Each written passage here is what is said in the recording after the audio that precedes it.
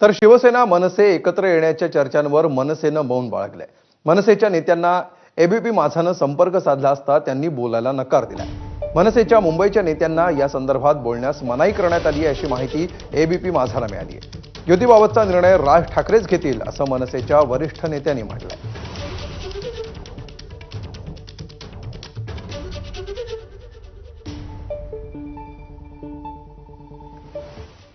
दरम्यान सुनील प्रभूंनी ठाकरे बंधू भविष्यात एकत्र येणार असल्याचं सूचक वक्तव्य केलंय।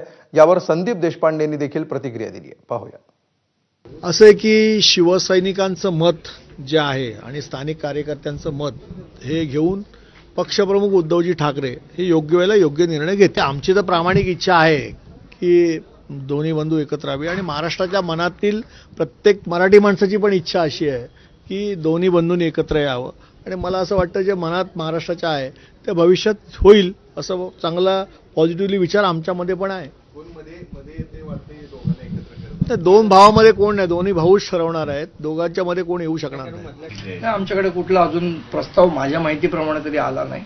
आला तर त्याच्यावर निर्णय राजसाहेब घेतील। नाही, माझ्या मते सकारात्मक आहोत, त्याची ठोस कृती दिसायला पाहिजे। ती कृतीच कुठे दिसत नाही, नुसती बोलाची कडी आणि बोलाचा भात करून उपयोग नाही, कृतीतनं व्यक्त व्हायला पाहिजे। ती कृती होताना कुठे मला तरी दिसली नाही आणि झाली कृती, तर सन्मान्य राजसाहेब योग्य तो निर्णय घेतील। शेवट तो अधिकार त्यांचाच आहे। मला वाटतं ठाकरे बँड संपवण्याचा प्रयत्न कोणीही केला तरी जोपर्यंत राजसाहेब ठाकरे आहेत तोपर्यंत हा ठाकरे बँड